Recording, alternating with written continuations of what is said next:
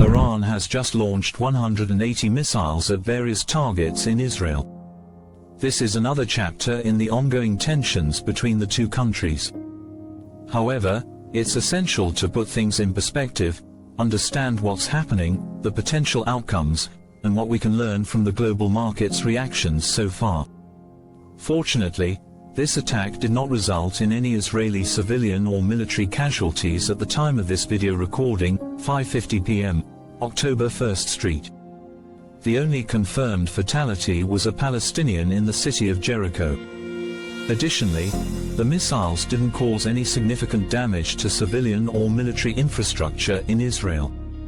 Information released by the Israel Defense Forces, IDF, and the US Pentagon confirmed that Israel, with the support of the Iron Dome air defense system and the US military, intercepted most of the missiles.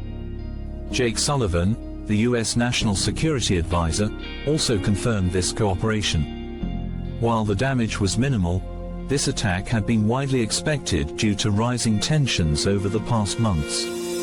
Israel recently assassinated a Hamas leader in Tehran, Iran, and conducted attacks in Lebanon, resulting in several deaths and injuries, including Hezbollah leaders. These events led many analysts to conclude that an Iranian attack was only a matter of time. And indeed, it has happened.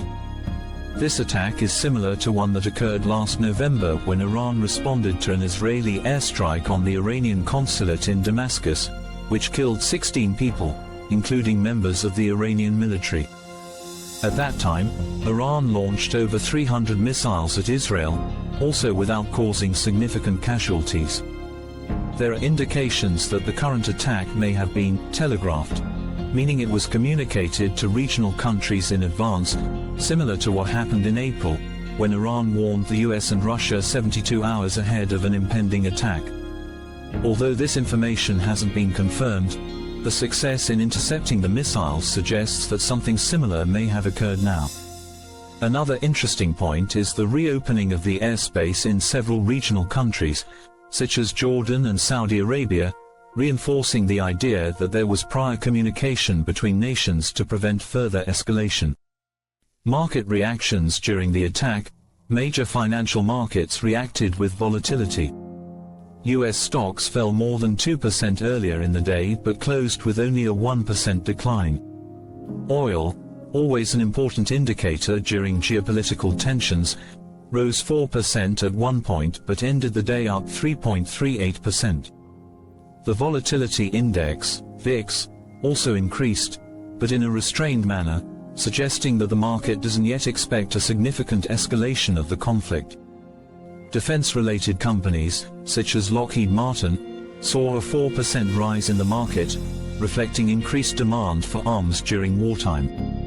In contrast, Bitcoin dropped by 4%, showing that despite its popularity, it's still not seen as a safe asset during times of crisis.